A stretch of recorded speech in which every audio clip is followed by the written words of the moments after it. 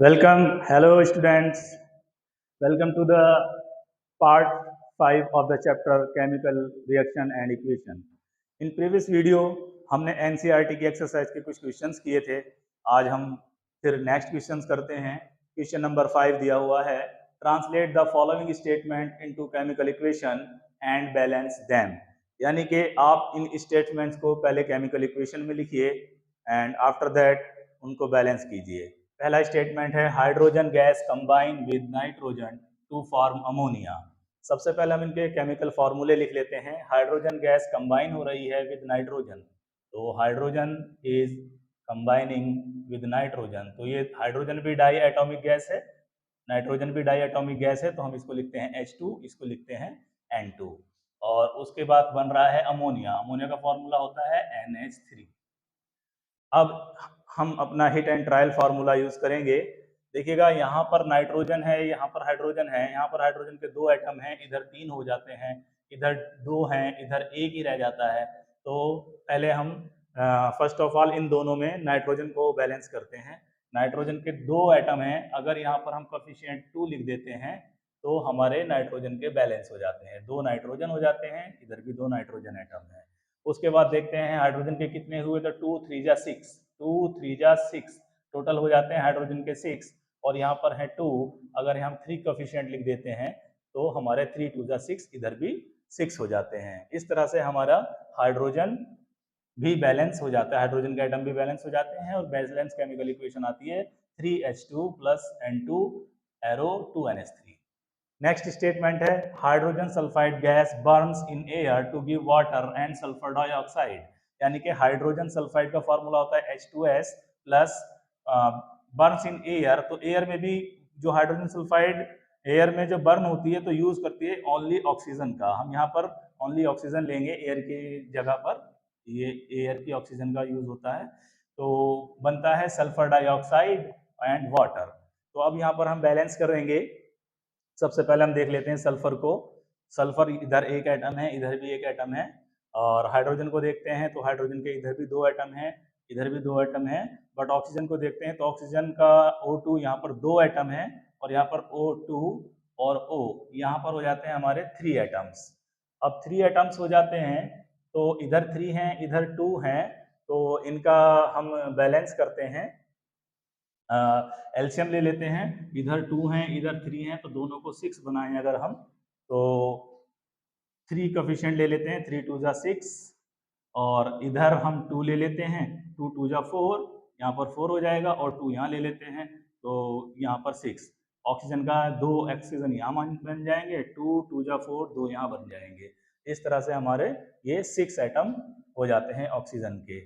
लेकिन अब ऑक्सीजन को बैलेंस करने के साथ ही अब देखते हैं हमारा सल्फर का एटम्स जो है वो अनबैलेंस हो चुके हैं. यहाँ पर सल्फर के 2 हैं, अब यहाँ पर 1 है, तो अगर हम यहाँ कोफिशिएंट 2 ले लें तो हमारा सल्फर भी बैलेंस हो गया है. अब लास्ट में हम हाइड्रोजन को देखते हैं. हाइड्रोजन के इधर 2 2 जा 4, 4 एटम है, 2 2 जा 4, इधर भी 4 एटम है. इस तरह से हमारी ये बैलेंस हो जाती है इक्वेशन. नेक्स्ट है barium chloride react with aluminium sulphate to give aluminium chloride and precipitate of barium sulphate. यानी कि बेरियम क्लोराइड का फॉर्मूला हमने लिख लेते हैं, BaCl2 होता है.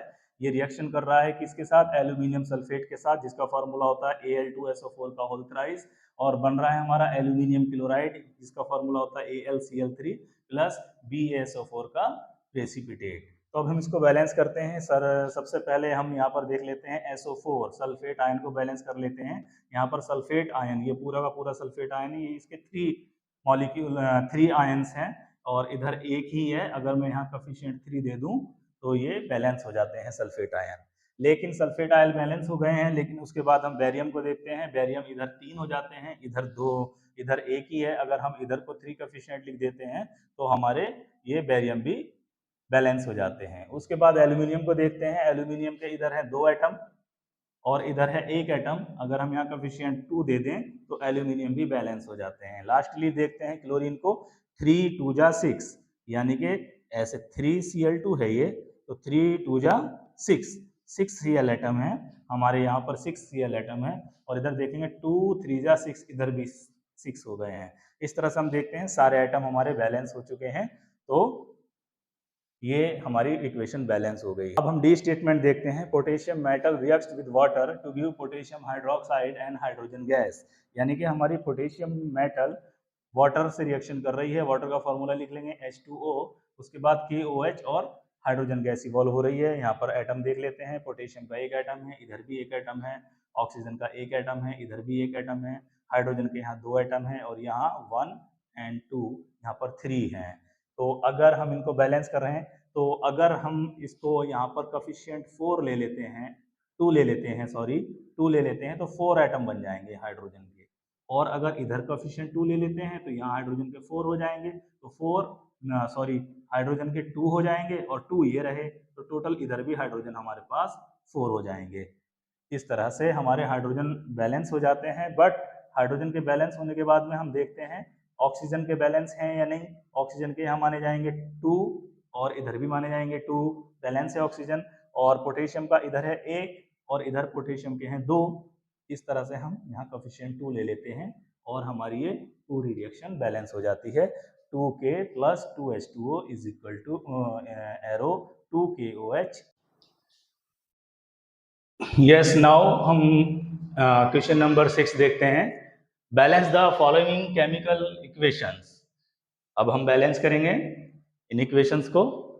देखेंगे पहली इक्वेशन दी है HNO3 + CaOH का whole twice calcium hydroxide plus calcium nitrate plus H2O, यानी कि हमारे रिएक्टेंट इनमें हम देखेंगे।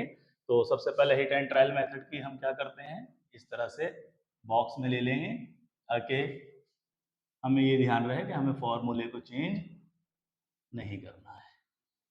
यस, अब हम अपने एटम्स को काउंट करना शुरू करते हैं। देखिएगा यहाँ पर NO3, पूरा NO3 ले लेते हैं, ना कि नाइट्रोजन और ऑक्सीजन को अलग अलग। यहाँ पर NO3 एक है, नाइट्रेट आयन। यहाँ पर NO3 के 2 नाइट्रेट आयन के 2 मॉलिक्यूल, 2 आयन हैं। तो अगर हम यहाँ पर 2 कोफिशिएंट दे देते हैं तो NO3 इधर भी 2 हो जाएंगे और इधर भी 2 हो जाएंगे। इसके बाद देखते हैं हम Ca को। Ca इधर एक एटम है, इधर भी हमारा ये एक ही एटम है, एक एटम ये रहा, ये बैलेंस है। इसके बाद हम देखते हैं हाइड्रोजन को।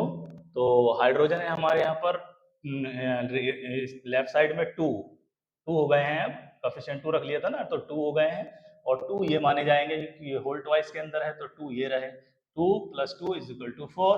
और इधर है हमारे पास ओनली 2। तो अगर हम यहाँ पर 2 कोफिशिएंट दे दें, थोड़ा सा प्लस इधर ले लेते हैं, अगर हम 2 कोफिशिएंट दे देते हैं तो हमारे हाइड्रोजन भी 4 हो जाएंगे, 2 × 2 = 4। अब ऑक्सीजन को देख लेते हैं। ऑक्सीजन हमारे पास कितने, ये तो NO3 है, ये वाला ऑक्सीजन नहीं देखना है क्योंकि हमने NO3 में काउंट कर लिया था। ये वाला देखेंगे तो यहाँ है 2 ऑक्सीजन, होल ट्वाइस में है ना, तो 2 माने जाएंगे। और इधर देखते हैं, इसको नहीं लेना हमें, यहाँ ऑक्सीजन को नहीं देखना क्योंकि बिकॉज हम इसको जो है नाइट्रेट में काउंट कर चुके हैं। तो यहाँ पर हमारे 2 हैं, कोफिशिएंट 2 सामने लिखा हुआ है, तो इसमें इस ऑक्सीजन भी 2 है। इस तरह से हमारी इक्वेशन बैलेंस हो गई है। इसको लिख सकते हैं दोबारा से हम, 2HNO3 + CaOH का होल ट्वाइस एरो CaNO3 का whole twice plus 2H2O। This is the balance equation. अब हम देखते हैं equation B, equation number B 6 की। NaOH sodium hydroxide plus sulphuric acid is equal to, ये हमारा बन रहा है सोडियम सल्फेट और वाटर। तो हिट एंड ट्रायल मेथड है हमारा,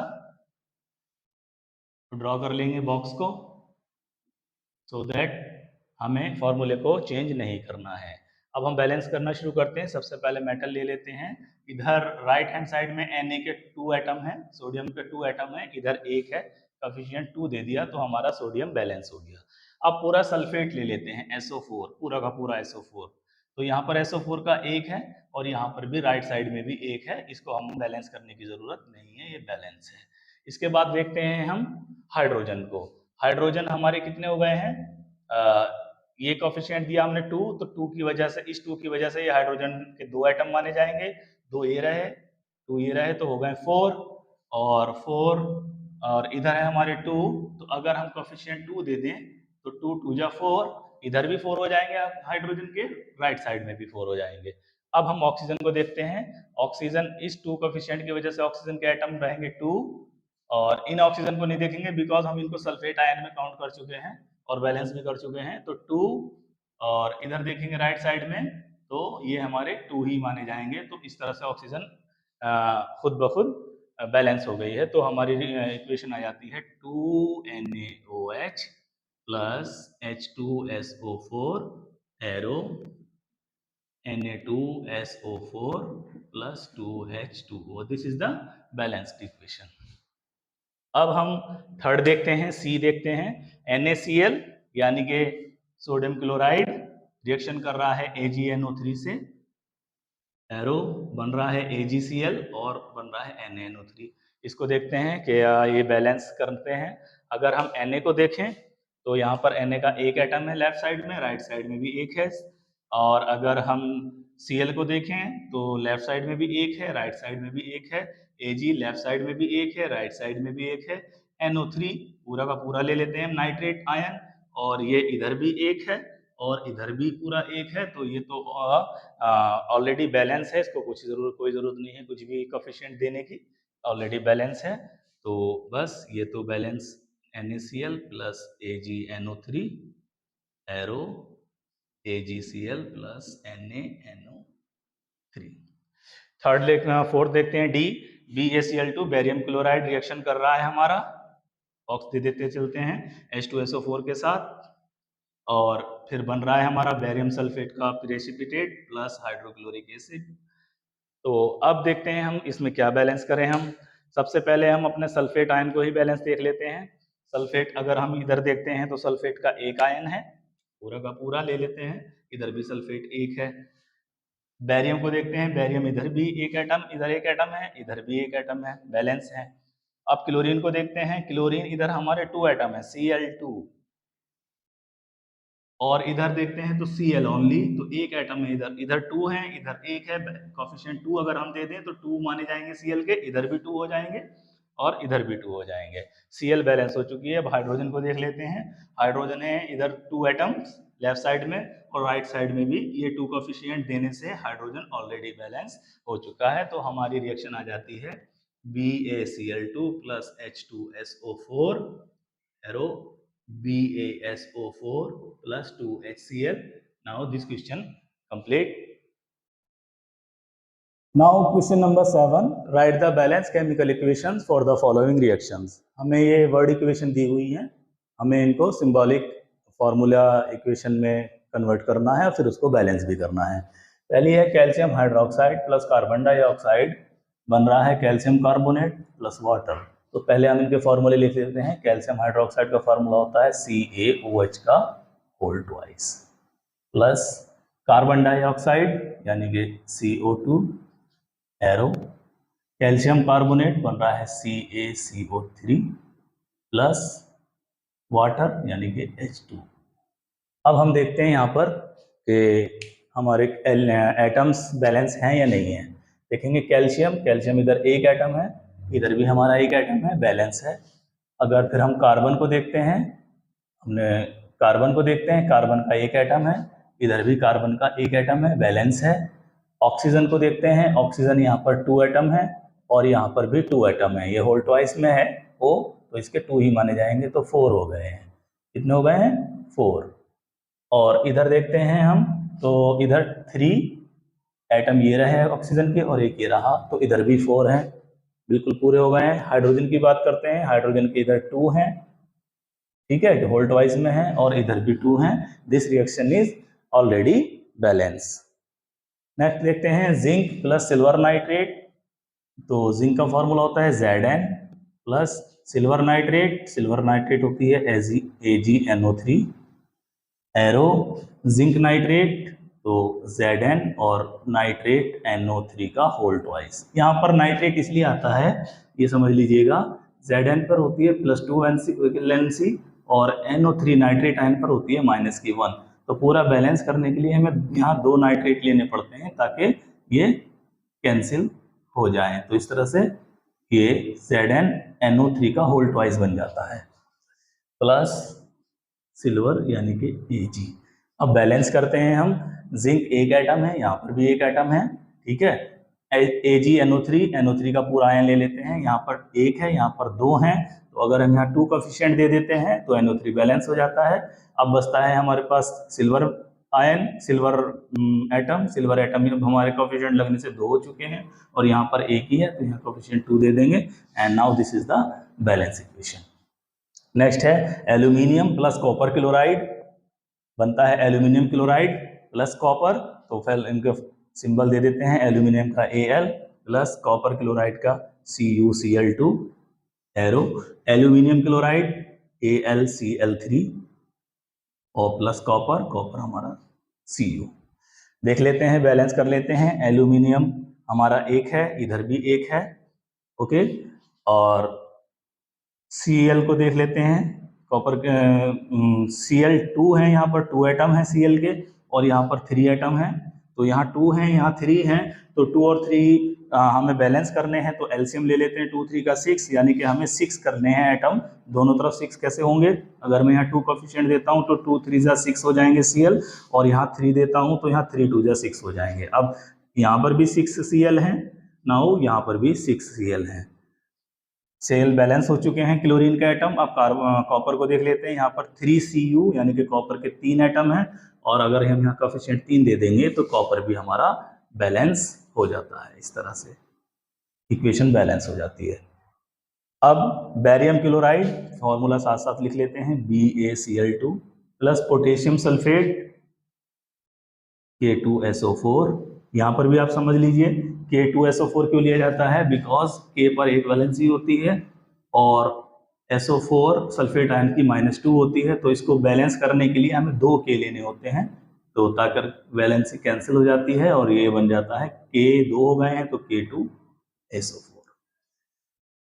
तो K2SO4 यानी कि हमारा पोटेशियम सल्फेट, एरो लगा लेंगे, बैरियम सल्फेट बनता है BaSO4, यहाँ बैरियम की +2 होती है इसलिए Ba लिया जाता है, प्लस पोटेशियम क्लोराइड KCl। अब बैलेंसिंग देख लेते हैं हम, यहाँ पर पहले हम सल्फेट आयन को बैलेंस देख लेते हैं। सल्फेट इधर भी है, इधर भी एक सल्फेट है, ठीक है। बैरियम इधर एक है, इधर भी एक है, बैलेंस है। पोटेशियम की बात करें, इधर K2 2 एटम है, इधर एक है, तो इधर अगर हम कोफिशिएंट 2 दे दें तो बैलेंस हो जाएगा कैल्शियम। अब क्लोरीन की बात करते हैं, क्लोरीन के 2 एटम है लेफ्ट साइड में, राइट साइड में भी अब 2 हो चुके हैं क्योंकि हम कोफिशिएंट दिया था। तो इस तरह से ये हमारी रिएक्शन पूरी बैलेंस हो जाती है। इक्वेशन नंबर 7 कंप्लीट हो गया। इक्वेशन नंबर सी में थोड़ी मिस्टेक रही लिखने की। यहाँ पर जब हमने कोफिशिएंट 2 दे दिया, एल्यूमिनियम के 2 एटम हो जाते हैं, तो इसको बैलेंस करने के लिए हमें रिएक्टेंट में यहाँ पर 2L लेना होता है। नाउ क्वेश्चन नंबर 8 देखते हैं। क्वेश्चन नंबर 8 में कहा जा रहा है, right the balance chemical equations for the following and identify the type of reaction in each case. यानी कि हमें इस रिएक्शन में को जो है बैलेंस भी करना है सिंबॉलिक फॉर्म में लिखने के बाद में, और उसके बाद ये भी बताना है कि वो किस टाइप की रिएक्शन है, मतलब कॉम्बिनेशन रिएक्शन है, डिकम्पोजिशन रिएक्शन है, डिस्प्लेसमेंट है या डबल डिस्प्लेसमेंट है, जो हमने पिछली प्रीवियस वीडियोस में डिटेल में पढ़ रखी हैं। तो पहले देखते हैं, पहला स्टेटमेंट है पोटेशियम ब्रोमाइड, तो हम साथ साथ करते चलते हैं। पोटेशियम ब्रोमाइड होता है KBr, या एक्वस लिखा हुआ है तो हम भी एक्वस दे देते हैं, एक्वस नथिंग, ये इसका एक्वस सोल्यूशन का मतलब होता है वाटरी फॉर्म में सोल्यूशन बना हुआ है, इसका KBr का वाटर में सोल्यूशन बना हुआ है, इसलिए इसको एक्वस लिखा गया है। प्लस बैरियम आयोडाइड, तो यहाँ पर हमारा BaI2, ये भी एक्वस है। बैलेंसिंग में इसमें एक्वस का कोई रोल नहीं होता है, ये सिर्फ इसकी एक स्टेट है कि एक्वस स्टेट है। एरो पोटेशियम आयोडाइड बनता है Ki, और plus barium bromide BaBr2। Okay, ये हमारी, मैं पहले बता चुका हूँ, पोटेशियम पे +1 होता है तो Br पे -1 होता है, तो यहाँ दोनों का एक ही लिया जाता है। बैरियम पर +2 होता है, आयोडीन पे -1 होता है, इसलिए यहाँ आयोडीन के 2 एटम लिए जाते हैं। यहाँ पर +1 -1 होती है इनकी ऑक्सीडेशन स्टेट, यहाँ पर +2 और Br की -1, इसलिए Br के 2 लिए जाते हैं। ये कन्फ्यूज़न आप बिल्कुल ना रखें। ये हमारे सिलेबस इसमें बैलेंसिंग में कुछ दिखाने की ज़रूरत नहीं है, ये सिर्फ इसलिए बताया जा रहा है ताकि आपको पता लग जाए क्यों भी पोटेशियम के साथ में अकेला एक एटम आया है आयोडीन का, और बेरियम के साथ में 2 आए हैं ब्रोमीन के, और पोटेशियम के साथ 1 आया है ब्रोमीन का। अब हम बैलेंस कर लेते हैं। बैलेंस में हम देखेंगे यहाँ पर है पोटेशियम 1 है, और चलो पहले आयोडीन को कर लेते हैं। आयोडीन के 2 एटम हैं लेफ्ट साइड में, राइट साइड में 1 है, तो 2 कर लिया हमने कोफिशिएंट, तो आयोडीन के 2 हो गए। और अब पोटेशियम को देख लेते हैं। पोटेशियम के क्योंकि कोफिशिएंट 2 दे दिया तो 2 है, तो यहाँ पर 1 है तो यहाँ दे देंगे, तो पोटेशियम भी बैलेंस है। अब ब्रोमीन को कर लेते हैं। ब्रोमीन के लेफ्ट साइड में हो गए हमारे पास 2 और राइट साइड में भी 2। ओके, बेरियम का लेफ्ट साइड में 1 एटम, राइट साइड में 1। ये बैलेंस इक्वेशन है। अब इसका टाइप भी बताएंगे। देखिएगा इस इक्वेशन में क्या हो रहा है। इस इक्वेशन में 2 जगह पर आयन एक्सचेंज हो रहे हैं, ये यहाँ पर और यहाँ पर। ठीक है, यहाँ पर आयोडीन पोटेशियम के साथ ऐड हो जाती है, और ब्रोमीन बेरियम ब्रोमीन के साथ ऐड हो जाता है। तो 2 जगह पर आयन एक्सचेंज हो रहे हैं, और तो इसको बोलेंगे हम डबल डिस्प्लेसमेंट रिएक्शन। ये कौन सी रिएक्शन हुई? डबल डिस्प्लेसमेंट रिएक्शन टाइप हुआ इसका। नेक्स्ट देखेंगे हम zinc carbonate plus, zinc carbonate solid है तो हमने जिंक CO3 लिख लिया। ये जिंक ऑक्साइड बनाता है तो ZnO प्लस कार्बन डाइऑक्साइड बनती है CO2। सीधा देखेंगे इसमें बैलेंसिंग है या नहीं है। जिंक का एक एटम, कार्बन का एक एटम, O के 3 एटम, 1 ये रहा, 2 ये रहे, तो इधर भी 3 हो गए, ऑलरेडी बैलेंस है। अब इसका टाइप बताएंगे। टाइप में आप देखें ये सिंगल सब्सटेंस है और 2 सब्सटेंस में स्प्लिट अप हो रहा है। It means this is the example of decomposition reaction. Decomposition reaction. Next देखेंगे हम hydrogen chloride, hydrogen plus chlorine. Hydrogen diatomic gas है, H2 लिखा जाता है, क्लोरीन को Cl2 लिखा जाता है, एरो ये बन जाता है हाइड्रोजन क्लोराइड गैस फॉर्म में है ये। तो अब हम इसको बैलेंसिंग देख लेते हैं। हाइड्रोजन के 2 हैं, क्लोरीन के 2 हैं, यहाँ पर दोनों के 1 हैं, तो कोएफिशिएंट 2 दे देंगे, तो ये हमारी बैलेंस हो जाएगी रिएक्शन। अब इसका टाइप देखेंगे तो यहाँ 2 सब्सटेंस आपस में ऐड होकर के एक सिंगल सब्सटेंस बना रहे हैं। This means this is a combination reaction.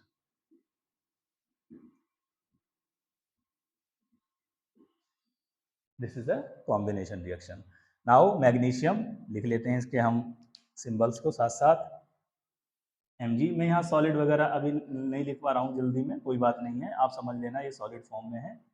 Plus hydrogen hydrochloric acid यानी कि ये होता है HCl, ये एक्वस फॉर्म में है, एरो बनता है मैग्नीशियम क्लोराइड MgCl2। ये समझ गए होंगे आप Cl2 क्यों लिया गया है, क्योंकि Mg की +2 स्टेट होती है, Cl की -1 होती है, तो इसको बैलेंस करने के Cl के 2 लिए जाते हैं। प्लस हाइड्रोजन गैस बनती है H2। अब इसको बैलेंस कर लेते हैं। Mg एक है, क्लोरीन का यहाँ पर 2 एटम है, यहाँ पर एक ही एटम है, तो कोएफिशिएंट 2 दे देंगे, तो ये क्लोरीन भी बैलेंस हो जाएगी। और हाइड्रोजन के अब लेफ्ट साइड में 2 एटम है, राइट साइड में भी 2 एटम है। This is the balance equation. अब इसका टाइप देखेंगे।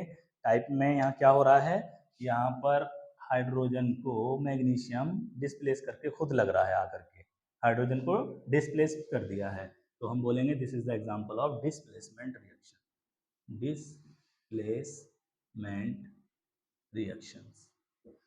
इस तरह से क्वेश्चन नंबर 8 कंप्लीट हो जाता है। और हमारी आज की वीडियो यहीं तक थी।